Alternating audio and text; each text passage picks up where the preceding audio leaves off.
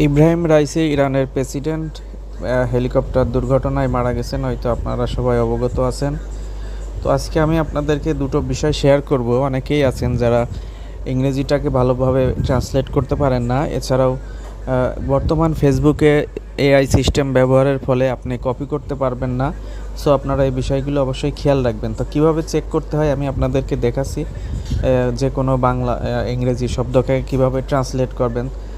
প্রথমে দেখতে পাচ্ছেন যে এখানে যে গুগলের লেন্স ব্যবহার করবেন। গুগল লেন্স ব্যবহার করে আমি যদি এখন ইরানের প্রেসিডেন্ট ইব্রাহিম রাইসিরে যদি সার্চ দেই, তাহলে সার্চ অপশনে দেখতে পাচ্ছেন হাজারো অসংখ্য তার হিস্টোরি চলে আসছে।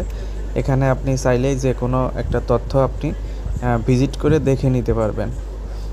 তো এছাড়াও আপনি যদি আপনার নিজের ছবিটাকেও দেখতে চান, তাহলেও গুগল ট্রান্সলেট করে দেখে নিতে পারেন। আমি আপনাদেরকে আরেকবার দেখাইতেছি। এই যে গুগল লেন্সে আসার পর সরাসরি যে কোনো একটা ফটো সিলেক্ট করে নেবেন। যে কোনো একটা ফটো, ধরুন আমি আমার এই ফটোটা সিলেক্ট করলাম।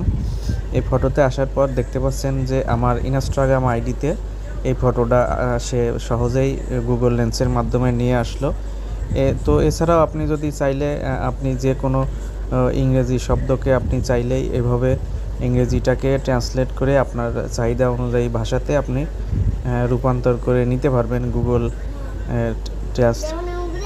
লেন্সের মাধ্যমে। সেটা কিভাবে করবেন, সরাসরি এখানে গুগল সার্চ অপশন থেকে গুগল ট্রান্সলেট করবেন। গুগল ট্রান্সলেট করার পর এইখান থেকে ভাষা সিলেক্ট করে নেবেন।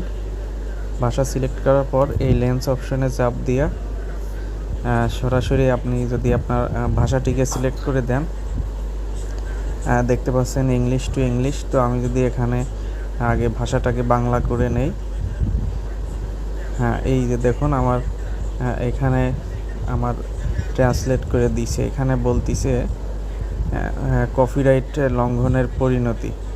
ঠিক আছে, কপি করলে কি হয়। তো এটা মূলত ইউটিউবের কপিরাইট লঙ্ঘনের কপিরাইট সম্পর্কে আলোচনা করছে। তো আপনারা চাইলে গুগল লেন্স ব্যবহার করে যে কোনো ছবি, যে কোনো লেখাকে এভাবে ট্রান্সলেট করে দেখতে পারেন, সুবিধাটা নিতে পারেন। তো আজকের